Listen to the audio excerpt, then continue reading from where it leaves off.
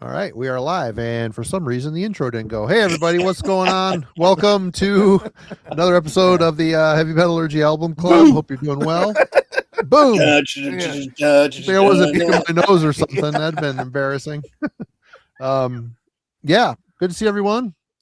They must have changed some stuff on StreamYard. We'll have to get to the bottom of this caper, but hey, I got the boys here. We're going to be talking about some metal. And Logan, what's going on? Nothing too crazy.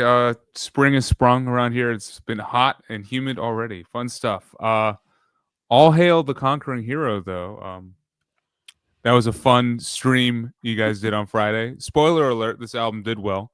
I won't, spoil the exact placement, but I, like you, Marty, expected Rust in Peace to maybe do a little bit better. It should have been Rust in Peace, but that one's fine. Yeah, I think it should have been Rust in Peace as well. Yeah. So, but that stream and this album doing very well caused me to break out my old Megadeth stuff, which I have not done in a while. I've been very much just on a Rust in Peace only kick for a year or two. So felt great to get this album out, and I was actually listening to it very early Monday morning on my way to jury duty. So it was very, very appropriate spinning the title track, while driving to jury duty. I go to court when I have to. And then I was actually up in Charlotte, North Carolina over the weekend. Very quick, kind of spontaneous weekend trip. The drive was rough, but I was there to see a couple bands I really enjoy live. You might recognize this band, Cosmic Reaper, one of my favorite current stoner doom bands. They absolutely killed it. Charlotte locals, the perfect amalgamation of sleep, some heavier riffs, and a bit more spaced out atmosphere. Absolutely peak stoner doom in 2026. They're supporting Temptress, which is the touring band. This is their current album here. I know the album cover is not much to look at, but I promise you the music is worth the price of admission.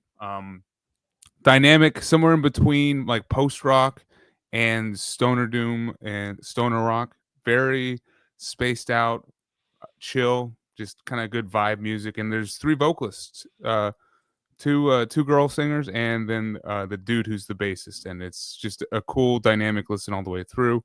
Been really enjoying this for a 2026 album. And then a part of being on Heavy Metallurgy and being in the Discord and stuff is you're inundated with this one band from Germany called Rage. Yep. It's a requirement, not quite as much as Halloween is, but it's certainly up there. And I finally bit the bullet and got a Rage CD for my collection. The Missing Link, 1993. Really, I've only listened to a couple other Rage albums before blind buying this one.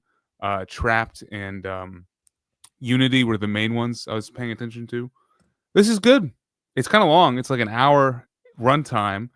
Peavy is very prolific. Yeah. Very, very prolific writer. Yeah. Perfect Man's a great one. Yes, I might have heard that one once. We'll see if I can stumble across that. This one feels very 90s to me. Great riffs and catchy choruses that are somewhere in between just German heavy metal Running Wild and Blind Guardian, and then maybe something a bit more hard rock oriented. And at the same time, though, you can tell this was released in a world that's was after Metallica's The Black Album. It has that feel to it sometimes, but still good. Happy to have a Rage album finally, and then excited to talk about some weird spaced out death metal in a little bit.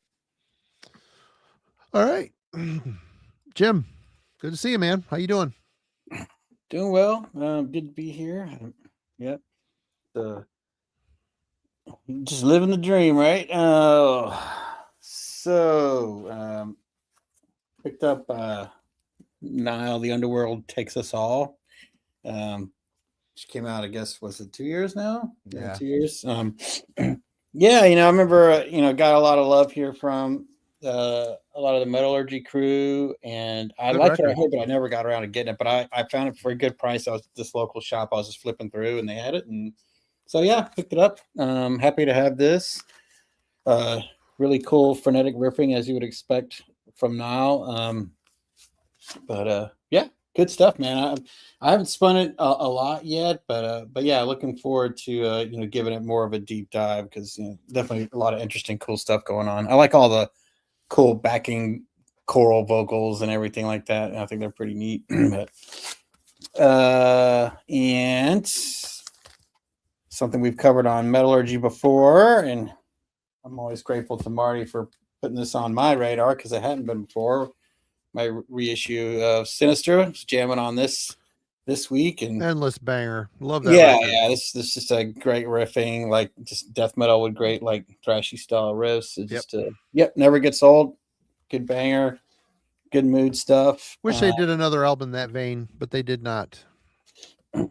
Cool. And I like the cover too, man. You know what I mean? Like, it's a great cover. It's awesome, dude. Yeah. And Rappy, I got this. I got the reissue Get What You Deserve from Sodom. Yep. And I think this is you got it too, Marty? Like, yeah. I like this really punky attack on this one. This one was one I wasn't familiar with, you know what I mean? I just man, I've been playing the hell out of it. I really like this. And that cover is just sick as hell, man. Mm-hmm. That's just awesome. That was supposed to be the original cover, apparently, and they didn't end up using it for some reason. I don't know why. Cool. Isn't it just like a picture of some fat dude in a room or something on the cover? Yeah, it's the one. It's this one where he's on the bed. Yeah. I much prefer this. Is way cooler. But yeah, I love all the different. There's a whole other like mix of it on here, and I think both of them are cool. It's really neat listening to all of it. I just love how loud the freaking bass is. It's like the bass and the guitar panned and everything. Yeah. And I was like, wow, this is definitely floating my boat. But yeah, that's what I've been spinning this week. Thanks, Lee. Moo Cat says thank you. All right, TJ, how's it going, man? Oops. Well, it didn't work. I came out to fire up the engines for the evening out here, and for those of you who've been playing the home game, you'll know I live in a very rural area, and I've had varying degrees of issues with the wildlife out here as it relates to them taking up habitation in different parts of my cave out here. And the skunks have kindly returned. We've had a warm spell. I thought I plugged the hole with 2 bags of concrete last year, and apparently not. And so I'm squinting because my eyes are burning and I can taste it. And I told Jim, I said, I'll give it to him, because in case those of you who, again, were playing along, Marty and I decided for some reason that it was my turn to pick this week, which it wasn't. It was Jim's. And so, Jim, I'm suffering the aromas and vapors of hell right now. You're welcome. As far as that goes. The one nature's bear mace, basically. Yeah, the wrath of the skunks upon my olfactory system. It's the best. But I've got my HEPA machine and my wax burner going, and in your BO. Yeah. So, but that being said, so I got my Sanity my Sanity Obscure copy in. Again, this is like the 3rd time I've owned this, but again, great follow up to the first record. They fell off the rails after this, as far as I'm concerned. Yeah, all the other stuff after this is just whatever. But and then I don't. Dimensions is good too. That's a good one. I never really. It just never. It's really compared. Kind of proggy, techy. Well, yeah, and then the shit they started putting out, and when they got back together, it's like that, but even worse. It's just so kind of mundane and boring, and I don't know, just not the same at all. But and then I did manage to order a copy of Ravening Iron, Eternal Champion. It's on its way from Greece, and it's a die cut sleeve with picture disc that I paid around $70 for. So I'm very excited for that to show. Does that come with a special limited loincloth or something, or some chainmail? It's probably got a tea bag stain on it or something. I don't know. These guys. but whatever. I'm still excited to get it. It'll be here. It's coming. And then they posted a remix of Moon Tower, Dan Swano, and I've been checking that out. That's such a cool prog death record. Good album. Yeah. Yeah, and then Morbus Kron's Sweben. I thought I owned it, and I guess I never did buy it. And I had forgotten what an absolutely killer record that fucking, man, it's so good. Was really cool. And that, and that's, I wanted to, that's the great thing about the club is, it gets me out of these ruts I get into and gets me, thinking about other bands, the stuff that I've overlooked for a while, and gets me back on the path of searching for stuff.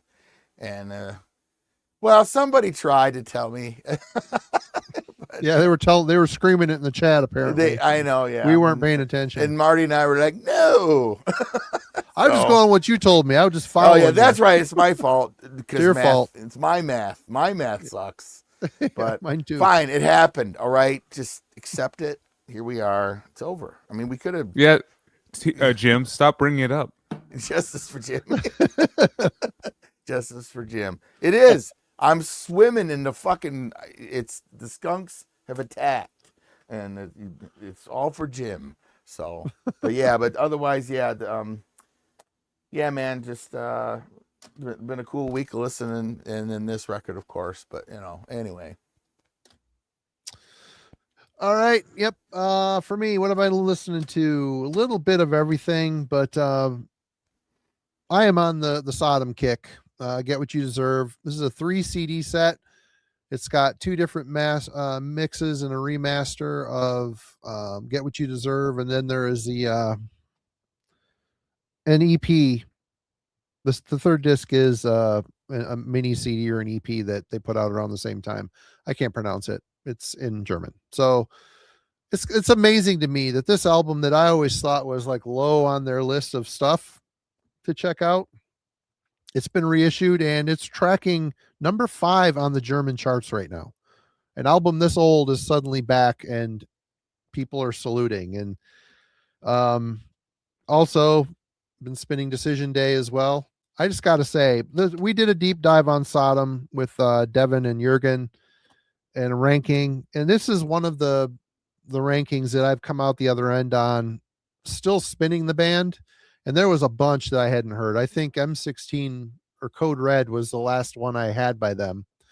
Had them as promos. And I've got the last one I need coming in the mail. So it's just amazing to hear this band. I thought, they're punkier. Though they went punky and shitty. And I mean, if this is as punky as they got, it's not that punky. It's a little Motorhead-ish at times.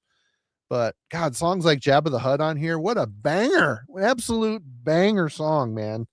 And I got to say, talk about a band that has aged much better than Creator. Sorry, Milla and crew, but not a huge fan of Stadium Creator these days. And Tom Angel Ripper just crushed them at every turn. Every single album has been a banger, an absolute thrash metal classic banger. So been having fun with those. It's been a lot of Sodom, and I finally threw the Black League on Icor. This is Tinelli Jarva. After he left Sentenced after Amok, he started this band, and it sounds like a continuation of Amok. Kind of Fields of the Nephilim-ish, gothic, rock and metal type of stuff. A lot of good emotion on it. He's singing a little bit in the Carl McCoy vein. Maybe not as deep and miserable sounding, but I think I like Amok better, but this is a good record. And Pat from Ground Zero Salem sent me a package a month or so ago, and I'm still getting through the stuff he sent. But I threw this on as I was printing today. Iron Man's Generation Void. This is just, it's Sabbath worship. I mean, that's Ozzy era Sabbath. It's got that old sound, like the first album is what it feels like sonically and recording wise. They're a good band. They're good. It's a good band. Yeah. I don't love the dude's vocals, but the spirit, it fits the spirit of the music pretty well. And they end this with a long ass drum solo. It's like, I don't get the drum solo on studio albums, but anyway, we're here today to talk about 2025 Floating, their second full-length album, which is called, I can't remember. Oh, Hesitating Lights. Yes. It came out on Transcending Obscurity Records, and it is their second album. Their debut was called The Waves Have Teeth. That came out in 2022. So this is a two-piece band from Uppsala, Sweden. And yeah, we'll start with you, Logan. What were your thoughts on this one? Yeah, so this was an album that ended up on my year-end list last year. I didn't end up with a cool physical copy like TJ has over there, but it was still paid $85 for that. No. That's probably why I didn't end up with it. I paid band retail. No, I don't. It actually shipped from the label from Timbuktu there, wherever he's at. Yeah, I think India. Yeah. But band retail is still like 40, so that's In there, yeah. probably why. But no, this ended up in my top 20, and it was definitely billed like the hype around it was a weird post-punk take on like an old school death metal sound, and it was immediately something I thought was up my alley. Upon checking it out, it left a lasting impression. Like I was immediately interested in the sound that they were going for, and just where they wanted to take death metal, if you can even call it that. Like I think you could make an argument. Exactly, I think you could make an argument on if it is or isn't. But for the sake of this conversation, for the sake of this conversation right now, I'm going to leave it at like it's a death metal album. But very much trying to be rooted in the sound of a different style and genre. Like the post-punk, I hear like some post-rock atmosphere and flourishes, but still it perfectly captures this uneasy feeling of being between two states. And that's kind of why I was drawn to it. It like the state of wake and, sleep, reality and fiction all just blurs together. And this album just kind of sits perfectly in that uneasiness of, everything feels familiar, but then also kind of distant and alien at the same time. And it really contrasts beautifully with these like really harsh and like hoarse death metal vocals and just a beautiful post-punk instrumentation that at the same time it still gets a bit kind of frantic and schizophrenic at times with the way the guitar works and the way they're laid down melodies and stuff. So this one was a head scratcher initially that I continued to revisit, and it definitely stuck with me throughout the year. Going into it for this week, I was curious if it would kind of hold up to the album club focus, the magnifying glass that is listening to one album for a week alone, because I think this album works best when you just let it kind of drift over you and you're not trying to dissect songs individually, and you're not trying to you just let yourself naturally be immersed in it versus like focusing on it. So I was curious if it would still hold up after a more intense look. So we shall see. All right, Jim. Yeah. So I love post-punk. I love death metal. So I'm always listening to, when I'm not listening to metal, I listen to a lot of synthwave too, but also when I'm listening to metal, a lot of times I'm listening to, oh my God, my brain's just like stopping on me here. Like Echo and the Bunnymen and Susie and the Banshees and Joy Division. So, this was an intriguing idea for me when I kind of pulled them up in Metallica before I played it, and I saw that it was post-punk DM. So, it was kind of, stoked about checking it out, but also a little wary because they seemed like very disparate styles. Like, you can hear a lot of post-punk and more modern, especially I'd say 2010s era black metal, when there are specifically on this record moments that remind me of Negative Plane, and even a couple minutes into the first track, there's this sort of space that sounds a lot like Agalloch to me, and so which is really weird because I feel like there's a lot more to me, like there's a lot more of that 2010s black metal in here with the open chords and the tempos than there is death metal. I think the death metal tag for this band comes from the vocal. Yeah. Not so much the riffing. The riffing to me is post-punk and black metal for the most part. There is some death metal here. And when it's more straight death metal, I'm good with it. But like the super dissonant stuff when they go gore gutsy, like it was like, to me, it just doesn't gel well with the post punk. Like that was kind of a little off putting for me. But when they keep it more melodic, I think the songs tend to flow better. And taken on its own, like I think the post punk elements are pretty legit here. You know what I mean? Like Yeah. the bass lines are really, really great, Yeah. catchy, memorable, like a lot of post punk is. That's what I love. Like, bass is very prominent in post punk. It isn't a background instrument. It has a lot to do with like the forward momentum of songwriting. And it's the same way for these guys here in those post punk moments here where that dominates like the soundscape. It's legit. And that sort of twangy, clangy guitar sound definitely is accurate, for that, early 80s tone. But yeah, so it's I'd say there's a mixture of successes here. But overall, I think they pull it off. But we'll get down into the nitty gritty. But I kudos to them for trying something different. It was a risky move, but luckily they've got the chops to kind of pull it together, even if some of it's a little kind of clashy for me. 100% agree with you, Jim. Opening few notes in that open chord on I Reached the Mew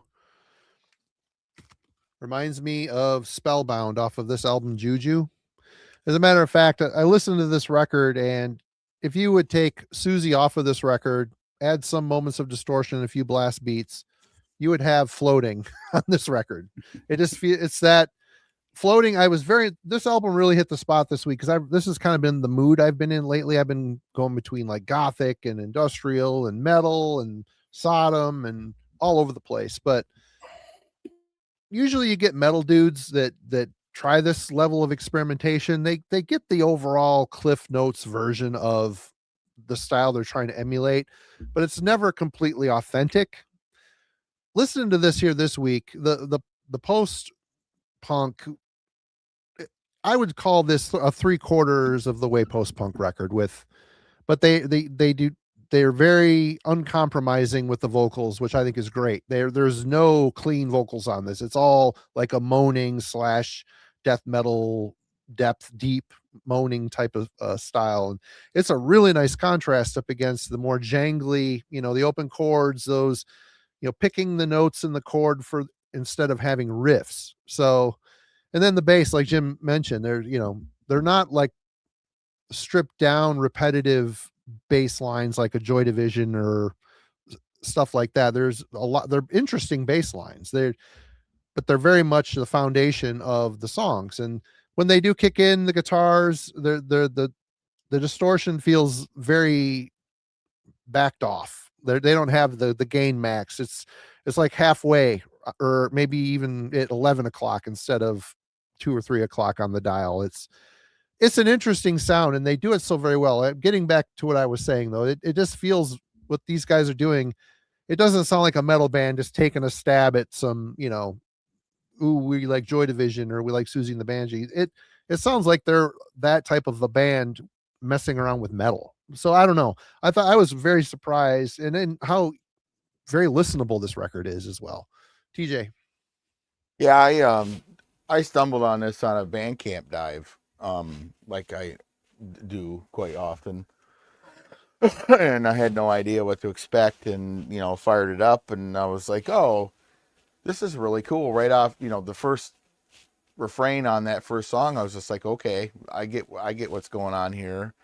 And Marty will know that I have a tendency to kind of glom on to a lot of these post style bands. I mean, it's really how I learned how to connect with black metal, was through the post bands, like Death Heaven. Although I would say that I got into Immortal more before I found them, but I digress on that. And yeah, I mean, I just really dig what they're doing. I just really dig this. There's other bands that I really like, Unto Others and things like that are, they're more Metallica meets Sisters of Mercy kind of thing, but it's still kind of the post vein.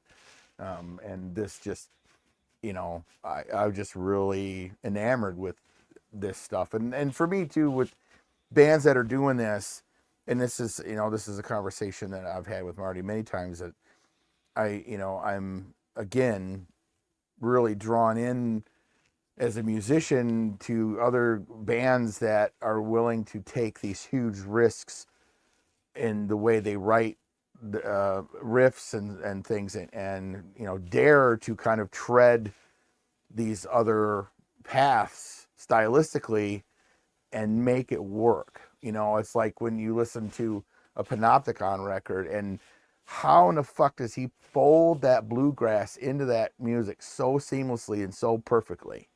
When it could very much just be a big fucking mess, it's just so perfect. And so many of these other bands, it's the same thing, where you're getting that black gaze and death gaze style bands, and they're the ones that pull it off. They pull it off so perfectly. And I mean, to me,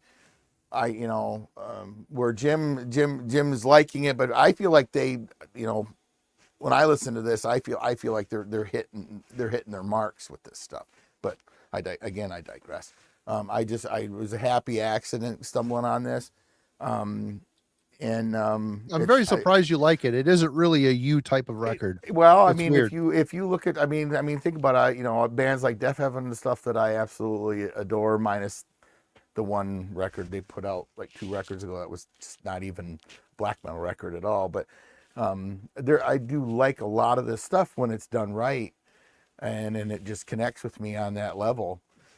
Some of it I don't, but this to me, I just think I feel like they're nailing their marks on this stuff. So and you can see why I kind of held this one back and trying to ease into. But then I look into Discord, and on here I'm getting a lot of love, so I'm really thrilled that people are really connecting with this, because I think it's a really cool record. But anyway, that aside, with my question, getting into the whole post tag on things, post metal, post everything, do we really know what that even means anymore? Does it really matter anymore? Do the tags really help us as fans anymore? Or will we always need to know? Do we need to know it's post? Do we need to know it's this or that? Will we always kind of identify that way? Or can we, are we coming into a post genre existence with metal? If that makes any sense. Post metal, is that what you're right? Well, are we moving beyond the genre? Because everybody's done. There's just, there's nothing new under the sun. There's no new wheel to make, and the bands they're coming in and they're doing the things they're doing, and if it's fresh, but it's not new. It's not like when we were coming up, us old heads and the old gods were coming up, and everything was like, holy shit, nobody's heard that. Nobody's done that. And here we are today. Who can say, oh, this is just the fresh, nobody's ever accomplished it. It's like, so it's like and then when the post stuff starts happening, it is fresh, it is different, but is it really new? And I guess in some ways it is, and in some ways it's not. But are we coming into a place where does it even matter anymore? Or are we always going to rely on these tags to get us through what the search, the quest, the listening, the fandom?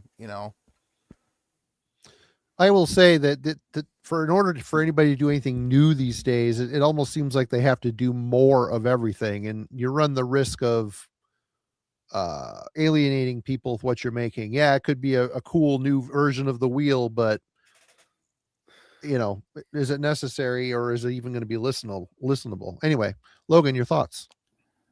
Yeah, it's interesting out there, right? As you were saying, Marty, if you keep going, new, you're just cutting at every niche, like further down until, congrats, you've made the perfect band for 2 people in existence, and you are new, but you're also unlistenable. Yeah. this kind of brings back that recent video that Andrew Lee did from Rip to Shreds, and I know Alan's mentioned him a couple times, that you know, what is or what was old school death metal? Are we actually playing an old school death metal revival anymore? Like, it's so far removed that certain elements of what we consider to be, you know, oh, you're an old school death metal revival band now, actually wasn't what, you know, bands like Incantation, you know, Cannibal Corpse, Obituary, Bolt Thrower. It's not what they actually sounded like. You know, we were just like kind of looking back and cherry picking certain things and like blowing up certain elements of his sound without actually capturing, you know, the production that made it what it was, the riff writing, and you know, with this and with the whole post thing, I kind of do feel like we're in a similar, you know, field. Like,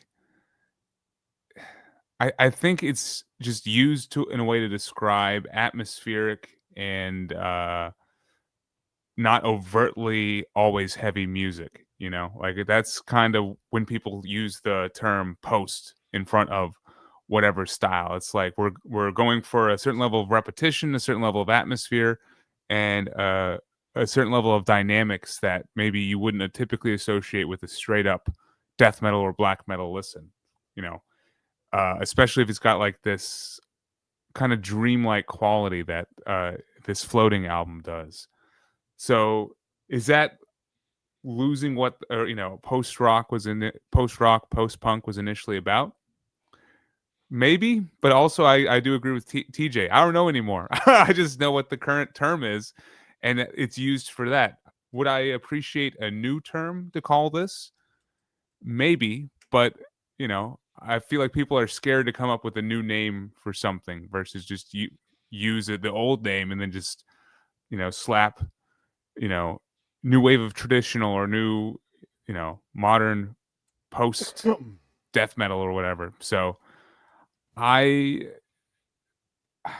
am curious of what's going to happen with these genre names and genre terminology as we continue down, you know, the modern era. Like, are we going to continue to use post forever? I mean, it's been like a decade and a half to 2 decades at this point. So what's the next one? I don't know. I'm patiently waiting, I guess. All right, Jim. Yeah, I think you're right, Logan. I think the post term is played out. Can we just yeah, it's not descriptive enough, and like to TJ's point, it's like anything beyond like the harbinger of the genre. You know, if there's an atmospheric tweak on it, let's just throw that on there. It's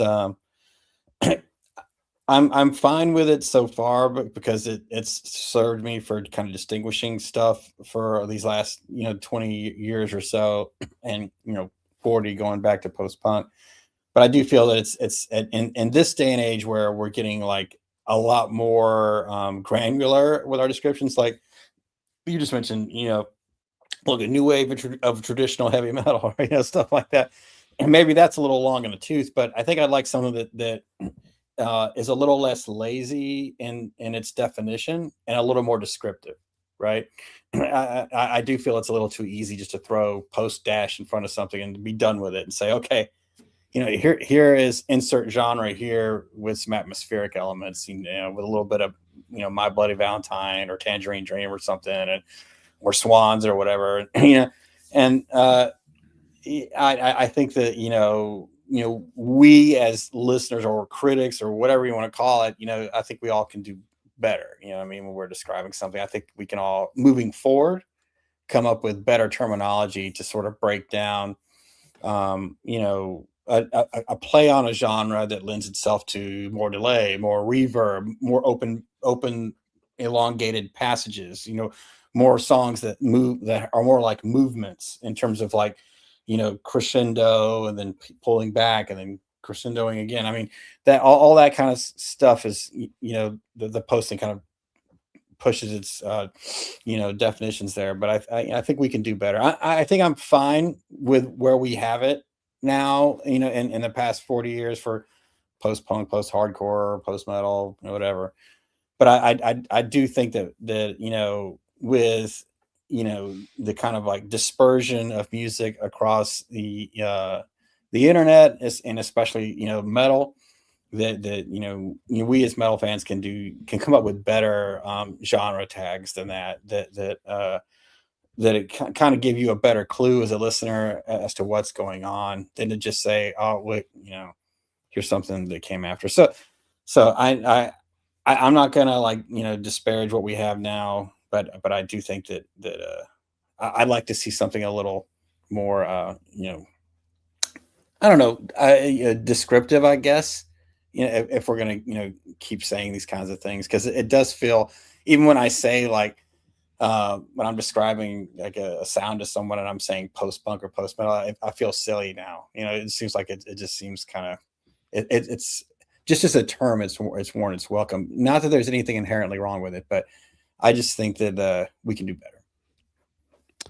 And I agree with you on a lot of that stuff, Jim. I just think on the more in-depth description, just telling someone post-punk or whatever, they're going to hear that and not listening to anything else you have to say. Okay, I know what they're saying. It's like putting a rating at the end of a review. People can just skip right to the rating or get to the, like we sometimes throw out ratings here when we do these things. And people, they hear the rating and then they just kind of negate everything you said leading up to the rating. But I think the titles need to be there just to simplify communication.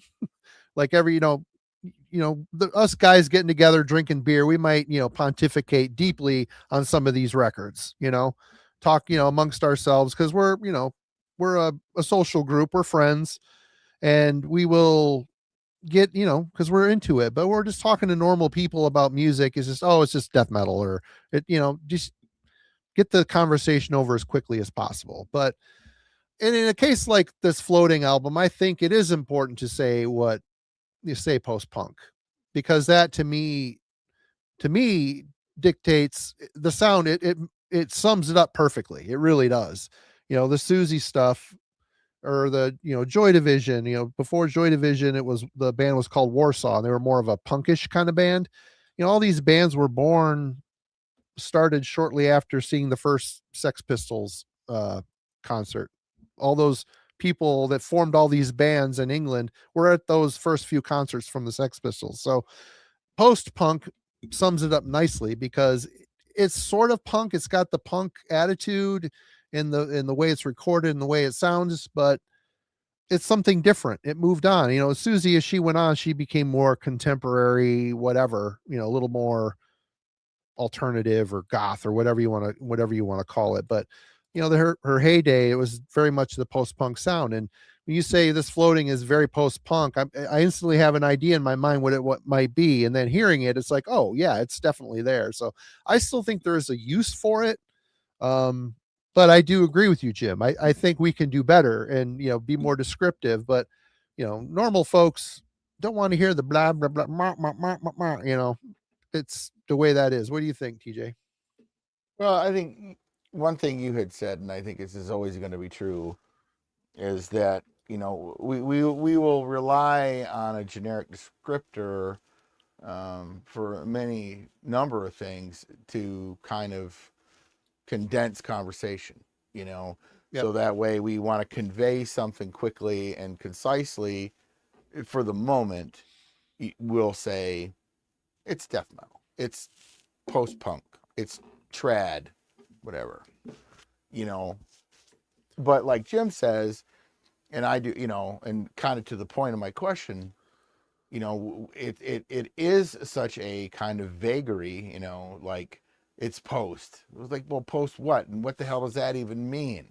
I mean, and you're listening to this record and you're hearing post-punk, where for me, my vocabulary with punk is limited. I had a Bad Brains record that I absolutely loved, and I like some Ramones and some Killing Joke and whatever, but Killing Joke's awesome. Yeah, I would even, there's some of that in this. That aside, yeah, it's still this kind of, what are we talking about? When with these kind of vague descriptors, could we live as fans and just be like, oh, I found this new record on Bandcamp. It's called Floating. It's metal. Is that, could that ever really be enough? No. And I don't, well, no, because I think it's innate in everybody to want to be able to, when we're having this conversation, be able to dig down in the moment, as opposed to what we're doing with the show. We're going to sit here and we're going to dissect this, and we're going to talk about it. And the people that are listening in who aren't playing the home game and coming in fresh to see what we're saying first, then they're going to be like, oh, you know what? I listen to these guys a lot. Their opinions are pretty solid. I'm going to go check this out. And then the guys that are playing the home game are like, well, I'm following along right at home with these guys. Now I want to hear, I have my opinion formed. I want to hear what they have to say. So I don't know that we could ever really kind of eschew the whole thing. But, in terms of, thinking about it as far as this record goes and the stuff like it, it's just one of the, like, it's hard to kind of pigeonhole any of it, to kind of pin it down and be like, post. And it's just like, well, it can mean so many things and something a little bit more, but even then, you say something's death metal, even in this day and age, it can run a wide gamut of things, even though when you say it, our four brains all kind of automatically dive towards something specific.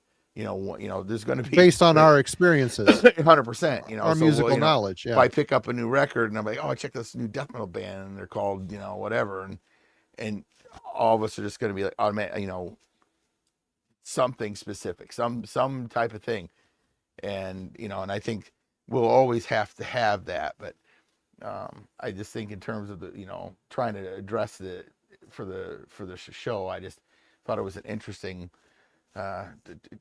see where we all kind of stood on it. But for me, I know there's always gonna be a part of me that's gonna want some aspect shown to me or given to me that will help me kind of more fully relate to whatever it is I'm approaching. But again, too, I fell into this, well, I didn't even know, I was like, oh, that's an interesting cover.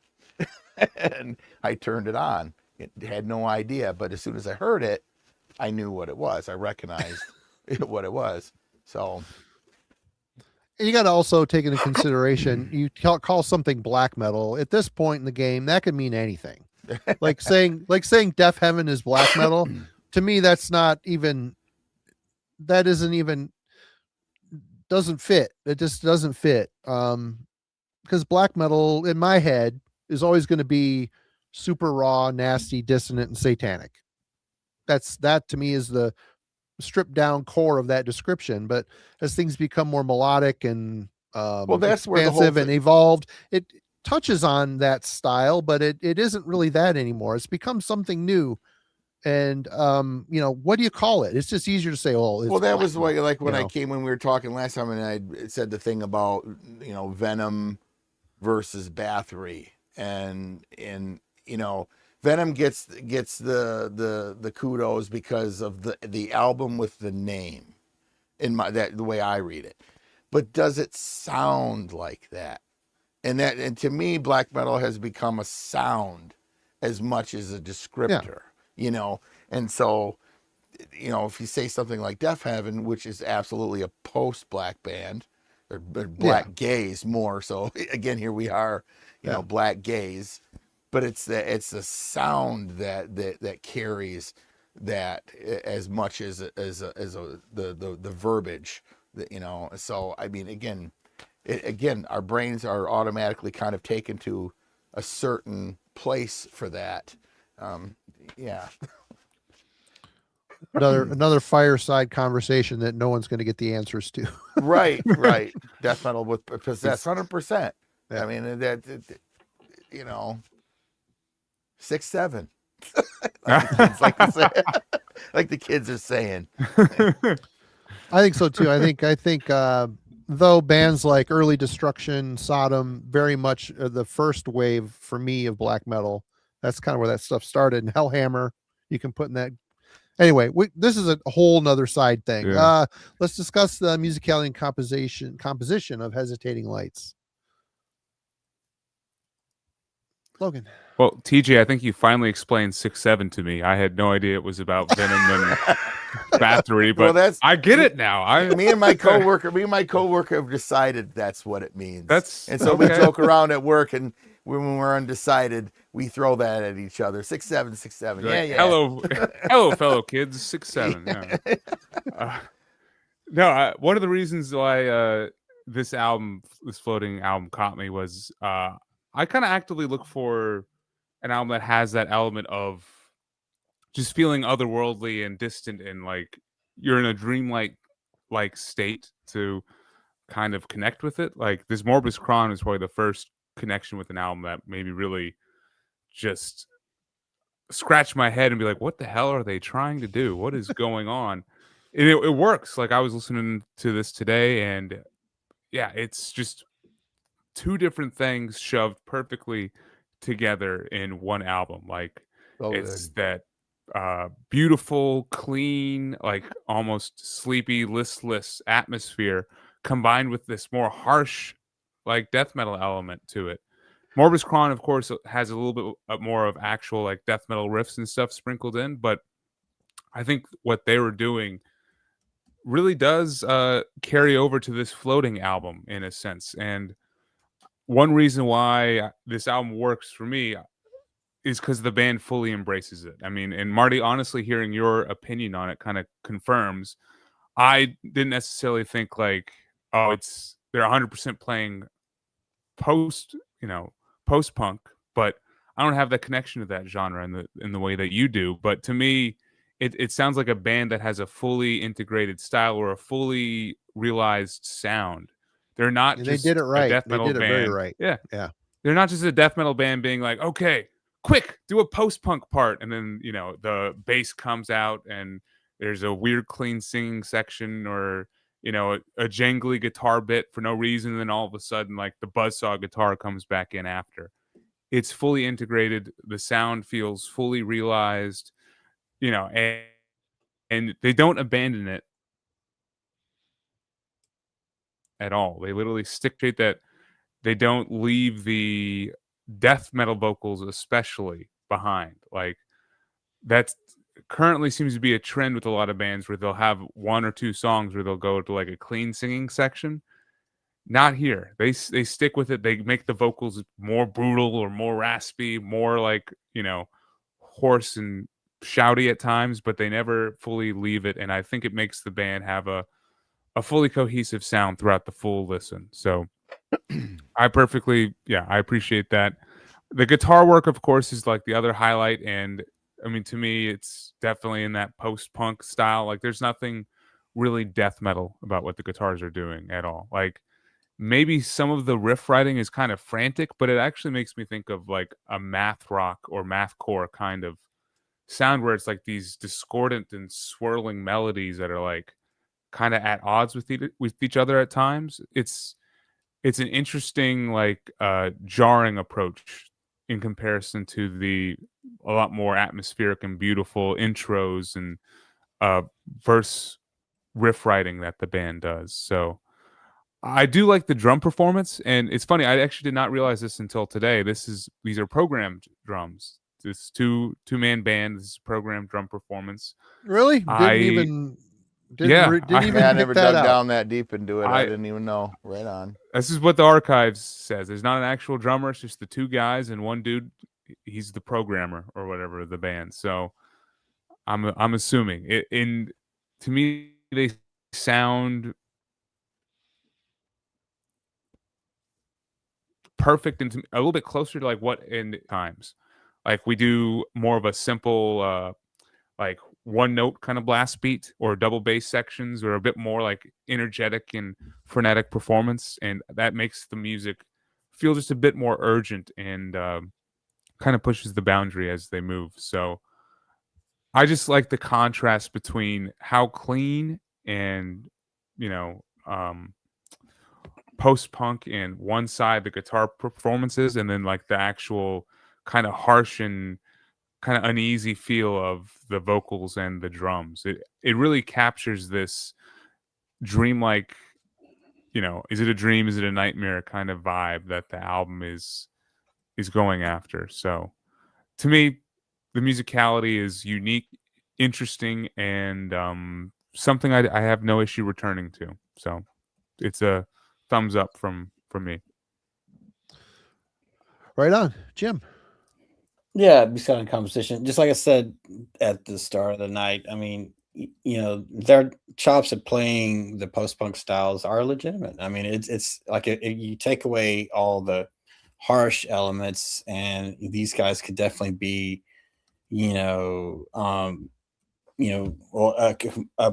that style of band, a post-punk with gothic element style.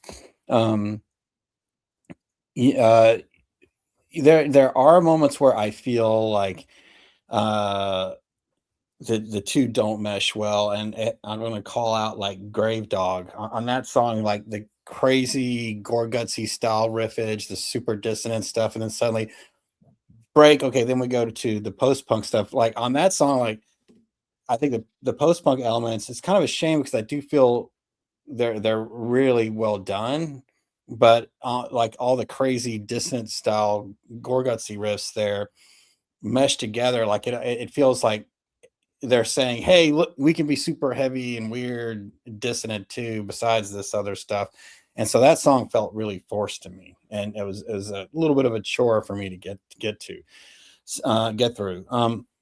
For the most part, though, it's not like that. For the most part, all the other tracks I can kind of get through the vibes. The tonal shifts are more digestible and more fluid. I think as long as they try to keep peel back from trying to be too much, proving a point here that we're still metal or whatever, that's where they sort of lose it. But when they kind of just focus on like, this is our thing, and we're going to make sure that there's the transitions kind of make sense. We're not trying to throw up against the wall some crazy chord progressions that come from a schizophrenic jazz musician or something like that. I think that's where they sort of lose it. But when it's more straightforward and the transitions kind of bounce back and forth that way, like then I'm okay with it. We'll say just generally speaking, like for me, like I think that the sort of like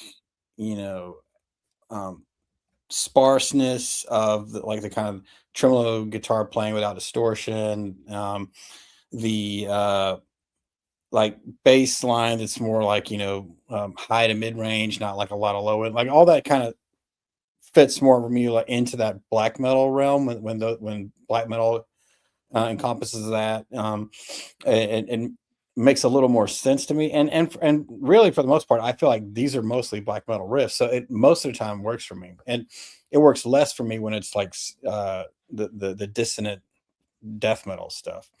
When it's more when they there's on the last track though, they do like more of a straightforward kind of a death metal riff. It's kind of like it's not like palm muted, but it's down picked, like that riff kind of makes sense to me somehow, like it playing like that death metal style but without the palm mutes, and then mixing the post-punk elements in there, like somehow that's sort of like twanginess of without the palm muting, like segues into the post-punk in a way that works for my ear, so I do think they make by and large a lot of choices that work for what they're trying to do.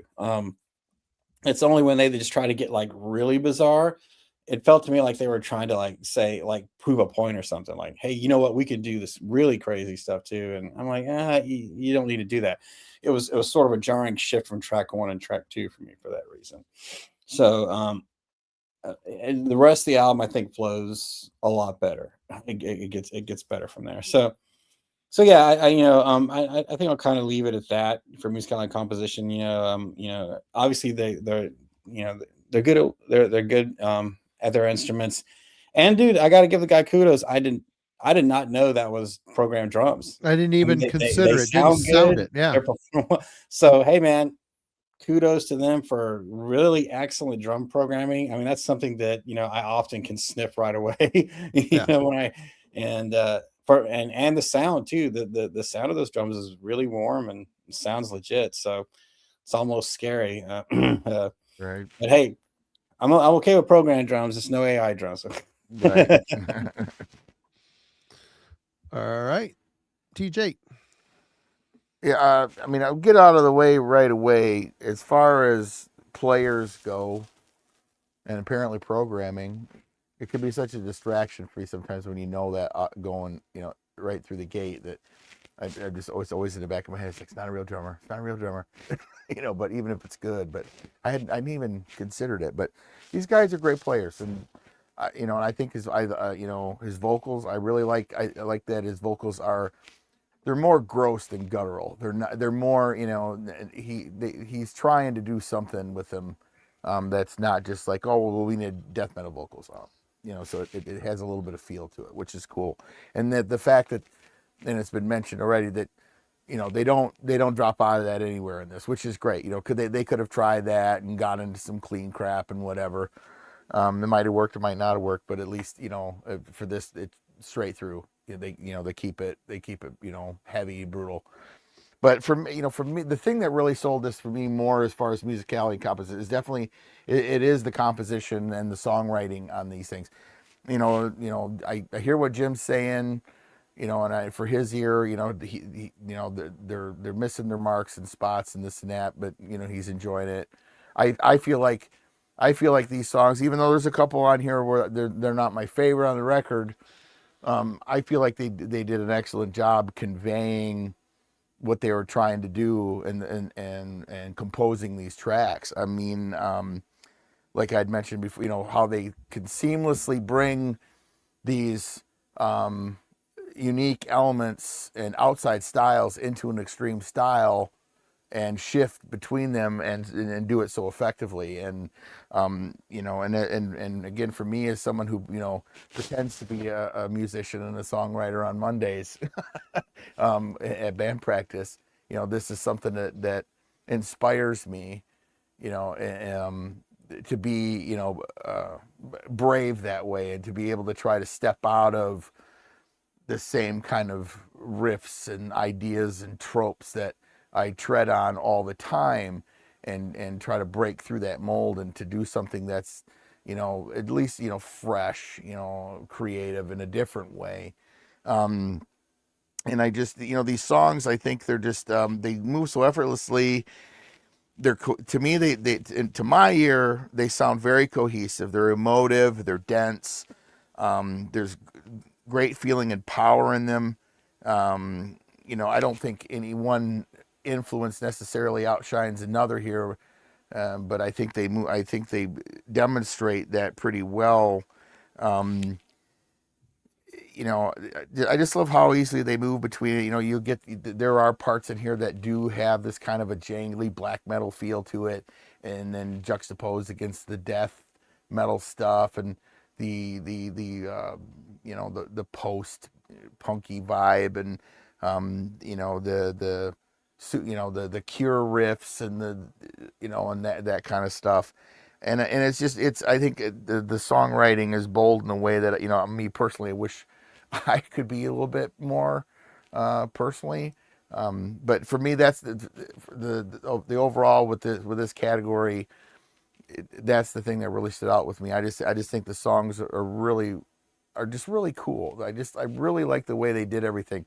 There's like one or two flat spots where the songs just, I don't think they're as inventive, but otherwise, you know, we'll get into faves, least faves, but overall that's really was the kind of the highlight of their, you know, the overall performances and stuff for me. Was just I really enjoy the way they put these songs together and the way they presented what they're doing.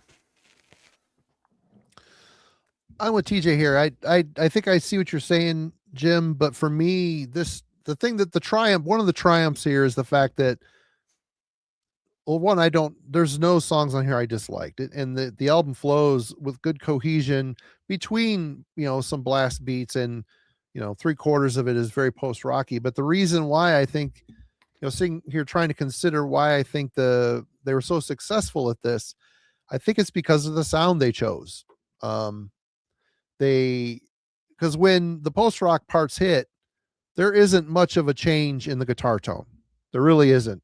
There's distortion where there's, the metal stuff, but there isn't a lot of distortion. They keep it kind of dialed back. So when that transition happens, there's a flow there that you don't feel like you're falling off a cliff. That to me is the one thing maybe that's up with the Bloody Cantation, is they've gotten more, these wild swings between just straight up Morbid Angel worship death metal into this prog moog, however you say it, transition into prog parts. There's like, you feel like you're falling off a cliff, like up two songs that don't relate sandwiched together. And I don't get that at all on this floating. This floating just really is a pretty cohesive piece of music, and they do so because of their guitar tone choices. And like I said, I'm repeating myself, but when they go between the metal and the more post rock moments, there isn't much of a difference in the guitar tone, which makes the metal stuff even more interesting to me, because we're so used to hearing everything maxed out with the gain. My amp is set the gain all the way up, everything cranked, and hearing something without all that saturation, there's some clarity, and it does sound more jangly, which makes their metal riffs even more unique, I think. And I think it was a super smart move for them to, their journey starts with how they set their gear up and how they recorded themselves. And I think that is them really experimenting and going all in on trying something new, which I think it's commendable for sure. Let's talk about the production. Logan. Yeah, I mean, the production I think is tailored for this. It's a lush and warm feel to it. Like, it's a perfect album for this time of year for me. As I said, it's been a very warm and wet couple of days, and this album fit perfectly with that. Just weather. It just has a spring vibe. Everything feels drenched in reverb and kind of wet, and it caters to the guitar performance, I think, and the way that they want those guitars to shimmer and to kind of stand out in the post-punk element that they're doing. It's bright, and you can hear just all the melodies and the unique, like, little quirks and stuff that the guitar performance is doing, but still when they do something a bit heavy, it still has weight to it, and I enjoy that too. Like, they do, as you were saying, Marty, they do put in the weight and the gain for the guitars. Just every now and then there'll be like an actual death metal riff, and it'll still kind of hit you, and it'll make you careen to one side, and it catches you off guard. It's cool, especially during some of the verses or choruses of the song, and that makes it a highlight. I like where the vocals sit in this mix. They're like perfectly in the middle of the mix, not over the top, and they're kind of what they kind of do are the first thing that you hear, but they don't take up the whole of it. So I think it's a good balance there. The bass performance is absolutely top notch. I love it. I mean, it makes sense. They're channeling post-punk because the bass is so prevalent and completely clean. Just well done and completely clean. There's no distortion on the bass. Complements the guitar performance as well. I like where the drums are. The fact that they're programmed, as I said, is pretty impressive. Didn't catch me at all until, as I said, I looked it up today. And then when the synths come in, they're perfectly audible, but they're so far in the background you don't necessarily notice it. They kind of creep in and they're weird. The outskirts. They're very spacey. Like, they add to that dreamlike element, like a rushing, a whirring, a lush texture here. They don't like drive the song or create a hook, but they just add like the perfect little like element that to me adds to this dreamlike feel of this floating album. So I think this is an example of a production that was perfectly catered to the album and the goals of the album, and I really wouldn't change anything about it. Jim. Yeah, I think we're all on the same page here. You mentioned it earlier, Marty, and Logan, you reiterated. I mean, the production is definitely a highlight of this. It sounds very warm, and there's kind of like a, except for track 2 for me, like there's like a soothingness to this record, which is really cool. Which is really cool to hear. To take this very extreme harsh style and to throw these elements that were created 40 years ago but still hold up. This is still music that I love when I'm on a drive on, to throw on. Actually, I was just listening to, I just had a mix on that was like Killing Joke and Smiths and Susie and Echo and Bunnyman and Joy Division. It was like all this cool stuff, and like just this weekend when I was heading out to New Smyrna and everything.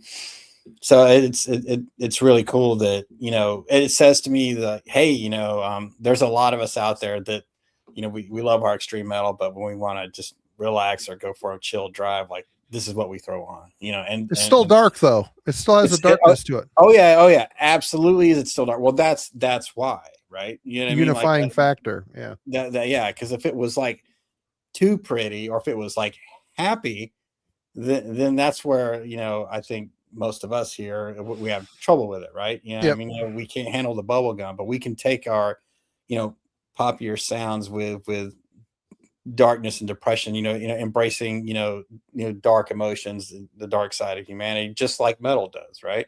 They just do it in a different way.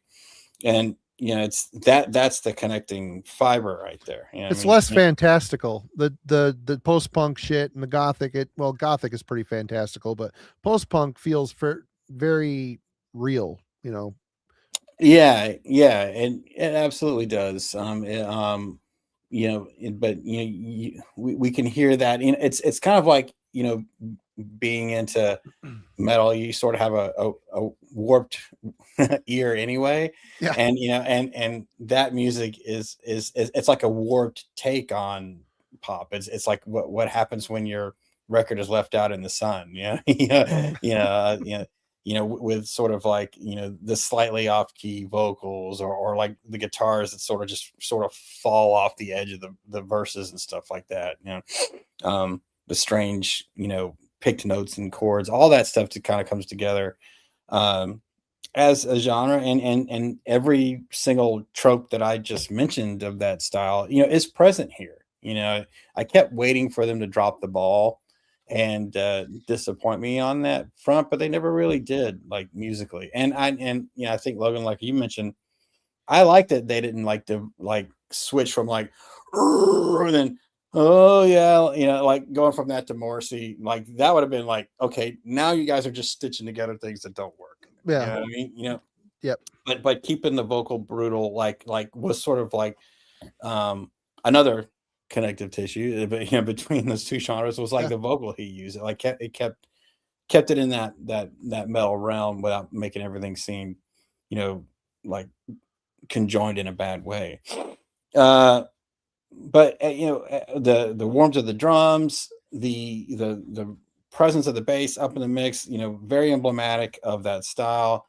The guitars, like you were saying, Marty, like that tonality is there because it isn't like a scooped guitar tone. It's still like very like Telecastery, even when they're playing with full distortion, which lends itself to that post-punk single coil pickup. Single coil pickup for sure, and that made the whole sound overall make more sense. So yeah, man, they if it wasn't for the production, I think I would have liked this album a lot less. Because what made it work for me was that like kind of warm vibe, and that warm vibe is what like made the two styles gel better. If they had went more like you guys mentioned earlier, the saturated distortion, it definitely wouldn't. This just would not have worked at all. But instead, they kind of kept the spectrums in the right realm for both styles, and that's kind of the glue that put them together. So yeah, I think absolutely one of the highlights of the album is the production. All right, TJ. Yeah, they really, captured the essence of what they're trying to do with this. Because the guitars do live in a more high end sonically, and so all the bass and the drums really needed to bring the bottom, and the production really kind of captures that and does keep the warmth up while the guitars are still doing their more high end, more jangly. They're not overdriven. They're sharp. They do, they get into these passages and they do grind, but you can hear where they're relying more on the overall sonic of the piece to bring that, as opposed to just the pure distortion and oversaturation of clipping diodes, and so it's really cool. They achieve that with something that's probably more organic than processed, as far as how they achieved it per se. But anyway, and the vocal performance on this, it's under, is it on, is it in, and I think the vocals are on this mix as opposed to in it or under it. Mm-hmm. And it's just right. It's, they really nailed it. His performance swims along with everything else that's going on, and like I said before, I think his voice is more gross than guttural. More, it's unique. Yeah, he's trying to do something, as opposed to just, like when I was complaining about the Necrophagist album, and I didn't care for his voice all that much, because his voice to me, it just sounded like somebody needed to do it, and so he did it. Did it suck? No, but it just didn't feel like anything different, and here this guy in Floating, he's trying to deliver something, give a performance that's a little bit more, beyond the average death metal performance. He's not trying to just do a Chris Barnes or something. So yeah. So oh man, I had to bring that guy up. Anyway, yeah, definitely these guys definitely did a great job with this, and I don't know who they worked with. I didn't get into any of the deets on the record, so definitely sells it. Definitely cool. Yeah, I think the surprise, even conscious of maintaining the sound of the album to mirror, late 70s, early 80s, post punk, and you're listening to this album, it doesn't sound modern. It isn't screaming at you. Like I said, the way they chose the single coil distortion on the guitars, and the clean guitars have a lot of delay on them, and I don't know if it's reverb or chorus or what the hell it is, to get that enchanting kind of, atmospheric vibe. So yeah, they wrote an album within this mindset, and they even matched it in the production. You want it louder, turn it up. It isn't screaming at you, which I really appreciate that. I think it was a nice touch as well. And yeah, the fact that I didn't even really realize that the drums were fake, it just didn't even occur to me, probably because the speeds aren't crazy. The time changes aren't, super goofy or complex. So they can get away with some more. And plus the software these days it's fantastic. It really is. Least favorite songs? Logan. All right. I guess I'll start with my one somewhat nitpick for the album. It's not a major one. I do like every song on here. There's nothing I would really say is a bad song, but to a certain extent, a lot of them feel interchangeable. Like you could just swap them around.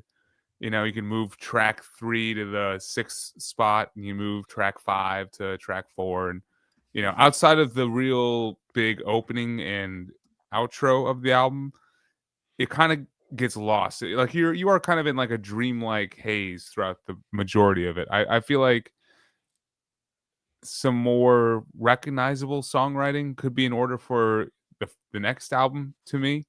Like, I think there's still room for this band to grow, which honestly, that's a good thing, right? It's only their sophomore effort. You want to have space to stretch out the songwriting chops and, experiment with your songcraft just a little bit more since it's only the second album. To highlight some favorites, though, I do enjoy how the album opens. I Reach the Mew. It's just a great way to introduce the sound of floating and hesitating lights. It's like entering a waking state. It kind of builds into a more straightforward attack with the drum performance and everything. It's not the most out there song, but since this is your first introduction to the album and band, it doesn't need to be. Cough Choir is my, I think, favorite of the first half of the album. It has a driving intensity to it, and I like where the vocals are with they have like this weird flimmy change in pitch that comes through. And yeah, the swirling and nauseating feel of the guitar melodies and stuff, it does make me think of a Gorguts or a math rock kind of sound. It's a very disorienting approach to the guitar writing. I really like the second half of the songwriting a bit more. Still Dark Enough is the ultimate example of the dichotomy of this sound. Like, it has some absolutely beautiful post-rock kind of instrumental interludes between like the verses and the choruses, but then damn, the vocals get like heavier and heavier as it goes, and there's some really jarring, even the riff work is a bit jarring here. Yeah, my favorite track though is the closer, The Waking. It's somewhat straightforward, but I think I kind of like the more straightforward approach to the core section of the track. It is kind of a welcome break from like the crazy dichotomy of some of the other songs. But then the payoff is at the very end, where it kind of just lifts off into this like space-like synthy dream state. It feels the most post-rock, or I guess post-black metal, however you want to say it, but it's got like the synths are just buzzing away and you feel like you've lifted off, into space out of this dream realm. The last 2 minutes of this track are just perfect. I love the dynamics on it. So yeah, can't go wrong to me with any of the songs on here. I can find something of worth in each track. Jim. Yeah, I think this album starts strong with, I Reach the Mew. Makes me think of Logan's cat every time. Reaching for the Mew. A good bass lines on that song. This is where I initially was like, okay, yeah, this sounds more like it has black metal influences than death metal. Even with the tempos and stuff like that, and there's like that moment at 2:15 that sounds very kind of agalogy to me, which all that stuff is stuff that I like, so I'm good with it. The one song I alluded to already that I don't like, I don't think it fits on the record at all, except for the post-punk part, like as a Grave Dog. It's very off-putting to me. It's to me, it doesn't make sense on the record. Like, just to throw a bunch of like Obscura era riffs on here, like, it's a really odd decision for me. They kind of right the ship a little bit with Cough Choir. It's that song to me, like the entirety of it's more post metal. It's not really death metal at all. Exit Bag, very good post punk / gothic start. There's a noisy black metal sounding part. Reminds me a lot of Negative Plane, about 1 minute 1:15 in, which I like Negative Plane. So I didn't have a problem with that. They're clangy post-punky black metal if you haven't heard them. Hesitating Lights. This one, like the intro is too long. Like it's like 3 or 4 minutes before, like the vocals kick in. I think it could have been broken up into 2 songs, one instrumental and then one, but I mean, I guess kind of technically it is because it's Hesitating Lights / Harmless Fires, but the way they put it together, it makes it feel long. Once it finally gets going with the real song, great post-punk bass line that kicks in. I mean, it's just legitimate post-punk for like the last couple of minutes of the song, before the death metal closes it out. So the Harmless Fire is half of that long track is actually really well done. So I guess it's fine that it's long, because it's really like, it really is just kind of the instrumental title track is mashed up against it. But Still Dark Enough. Now this one and the last song are my favorites. 'Cause I'm with Logan. I think the album kind of gets better as it goes along. Still Dark Enough. Still Dark Enough. You can hear him like say it through the vocals. Is very powerful. I think it's his best death metal vocal on the record.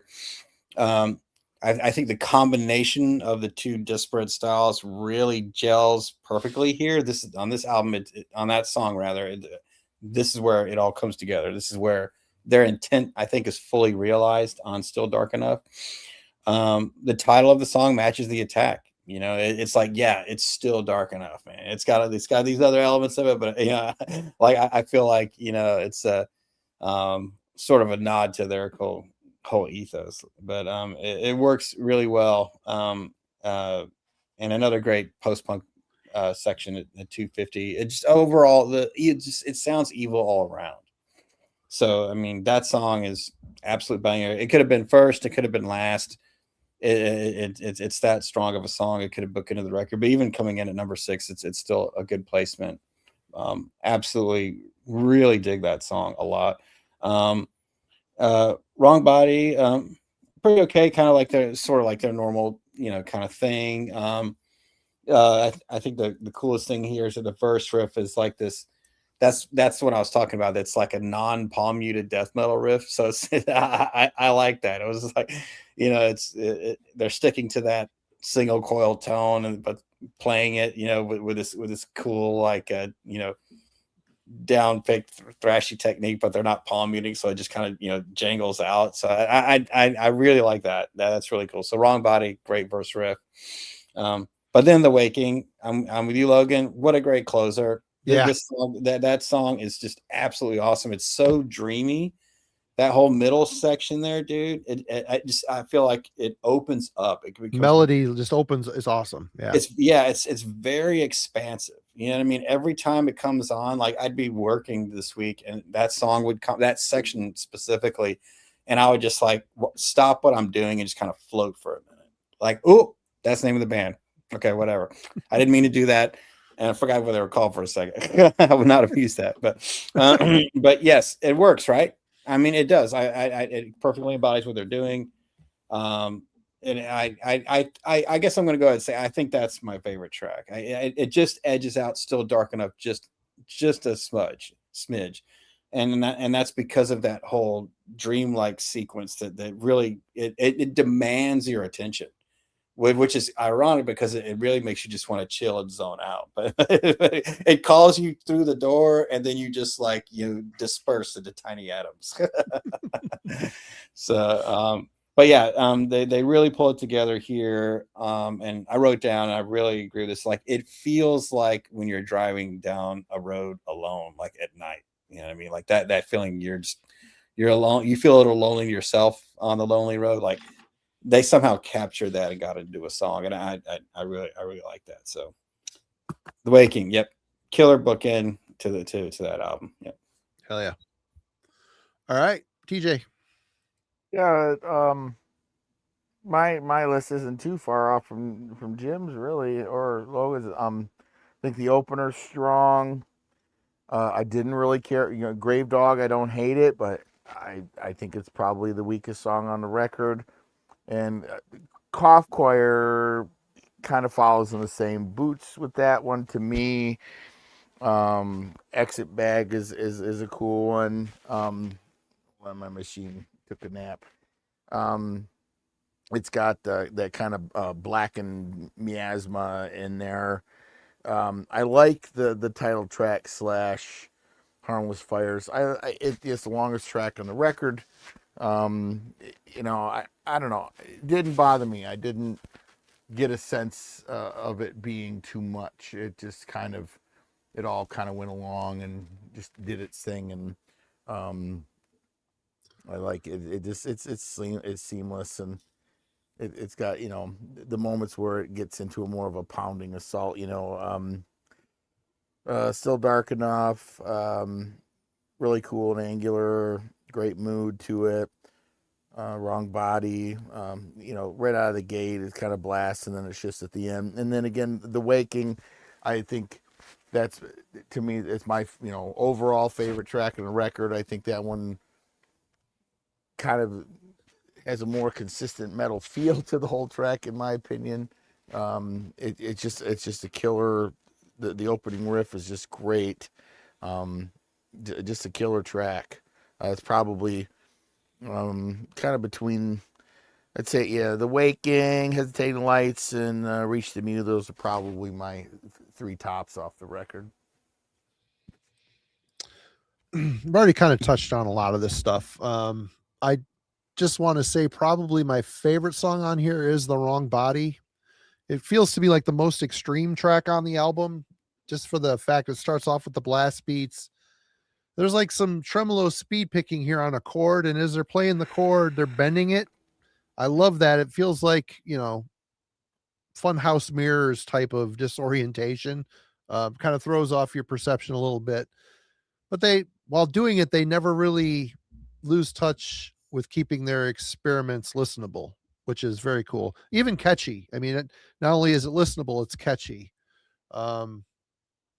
The Waking is also a favorite on here. We've already discussed it here, but about the middle of the song, it becomes an instrumental, and it just, the most melodious part of this whole album, and the way it's layered and structured, and it seems to gain with a little bit of power as it goes. It gets more expansive and more developed, and this really super tasteful solo in the middle of this thing too. Really, really good.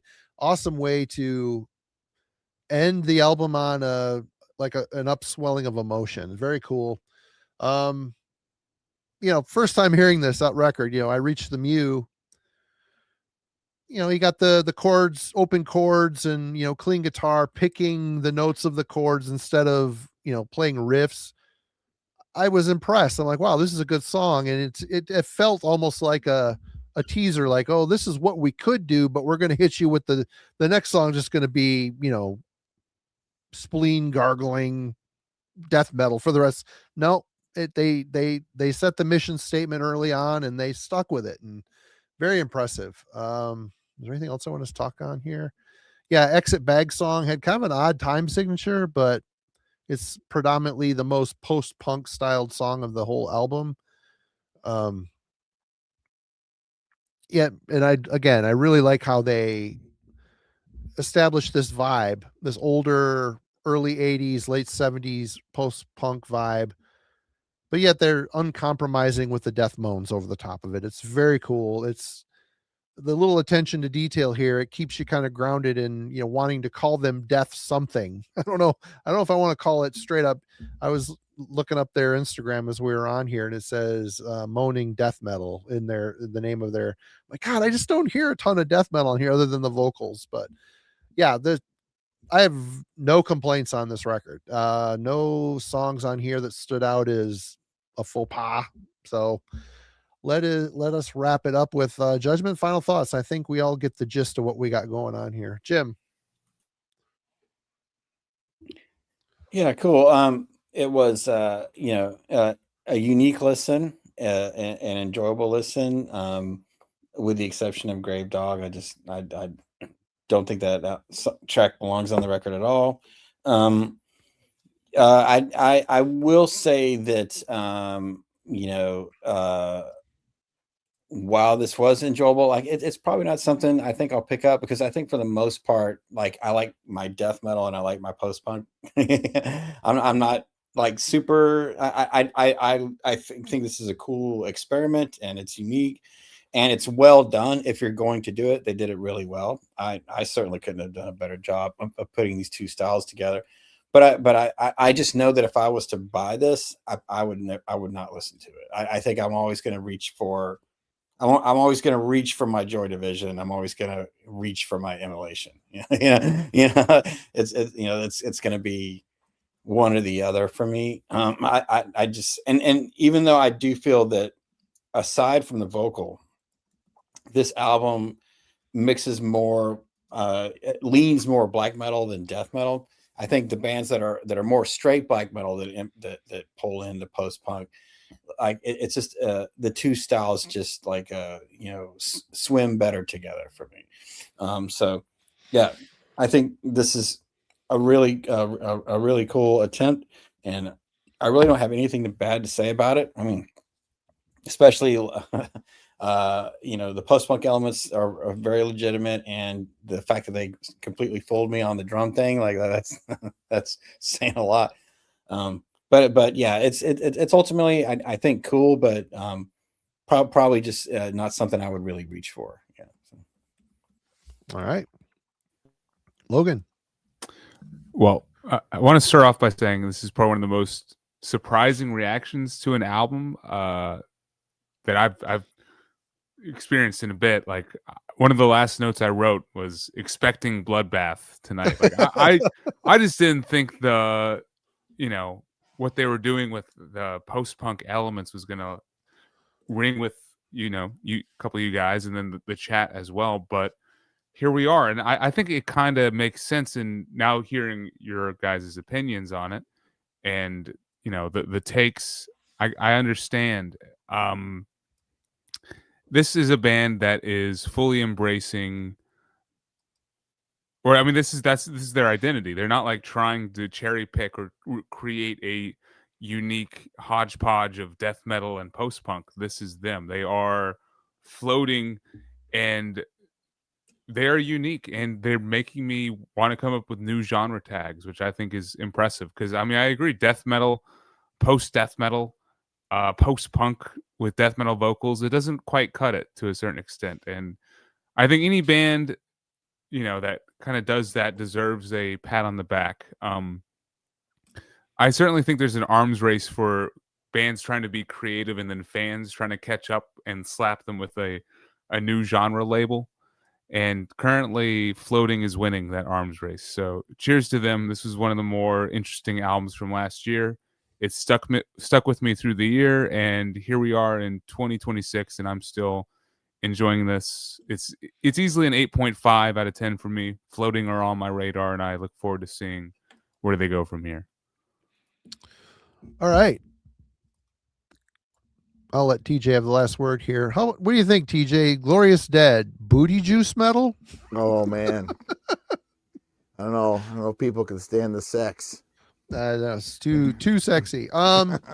Yeah, for me, this was a great surprise. Like I said, I did not expect a post-punk mixed with death metal listening experience, and let alone it be so authentic and well done. Hey, there's Tim. Cheers, Tim. Yeah, I was really surprised. I think the songwriting's good. I'm curious to hear their debut. I saw some people mentioning in the chat early on that the band before this band was more of a slam death metal thing. So it's really weird they went from a slam death metal style to something this emotionally mature. Is that what I'm looking for here? Yeah. But yeah, really impressed. I thought it was really good. Am I going to scour the earth to get a copy? Maybe not, but if I'm in front of one in a store, it'll come home with me. I listened to this a lot and enjoyed it every time. Enjoyed it a bit more the more I listened to it too, the more accustomed I got to it. Very good record. DJ. Yeah, it's a creative, listenable album filled with emotion and great songs. I love what they did on this record. And it fits in to that space for me, that's something different but recognizable. It's one of those happy accidents that I tend to have now and again on Bandcamp, which is nice. I give it a 9 on a personal level. I'm glad I have it. And it will definitely get spun again. So TJ, is it your pick again this week? It is, as a matter of fact. Where's my Lawrence Welk? Jim is up. Sorry, we usurped you're muted on there too, buddy. Yeah, no worries. I will. I'll be circulating a Google sheet that will help us keep track of it. That might be the best. I've been thing, 'cause working I on my cannot calendar remember. too. I've been double checking that. I too. mean, because it is kind of a pain, like going back through our videos and trying. I count. I'm like, okay, yeah. I'm like, screw this. I'm putting it into a Google sheet. It all blends together. Yeah. So, man, we're doing Dream Death Journey into Mystery. All right. Jeez. So I picked this up recently, as you guys know, but I still haven't given it a really good deep dive. So hey, we're all gonna do it together. All righty. I have to unearth my cassette of that that I bought back in the day. All right, do it, man. Yeah. From Camelot. Yep. Oh yeah. Yeah. That was the only Nice. place here. Absolutely. I used to drive 35 minutes to get to 40 minutes to get to Camelot. Worth it. Yeah, Worth it. for sure. What's it called again? Dream Death. Journey Journey Now into Mystery. What's the name of the record? Journey into Mystery. Journey into. Wow. Awesome. I think you might have stumped me on this one. I don't know if I've ever heard of this band or not. Turn in your metal card. Your seal's not true. Go listen to Death Heaven I will. in a I big fuzzy will. robe. Yeah. All right. You guys have any show notes or anything coming up that you want to plug or? Nope. Nothing new for me. No. Yeah. Nope. I got a boil I'm going to work on later, but Oh. otherwise, I mean, Happy 311 day. What does that mean? What's 311? You're all good. It's okay. Okay. Okay, cool. you win, Marty. March 11. The Shame 311 on day. him. Turn in a metal card. There it is. Usually 311 plays big shows on 311. Oh, Yeah. See. Anyway, Shitty band. show notes. I didn't get my review done this week. Sorry, everybody, but that's just the way it goes. Friday, Daniel Eckeroth, the author of the Swedish death metal book, is joining Alan and myself. We're going to be talking about all things Tom Warrior Fisher. We're going to be talking about Hellhammer, Celtic Frost, Triptychon, maybe some other things as well. So we're going to go through the catalog, talk about, I don't think we're ranking them. We're just talking about them. So Daniel's got a lot of perspective and things he wants to say about the catalog and the artist. So we are going to do that. So join us for that. It's going to be a good conversation. Daniel rules. Reviews coming, more stuff coming, of course. And it seems like there's something else I was supposed to say and I don't remember it. Yeah, that's it. Everybody, thanks so much. Had a great time as always. And we will see you next week. This group anyway. Cheers.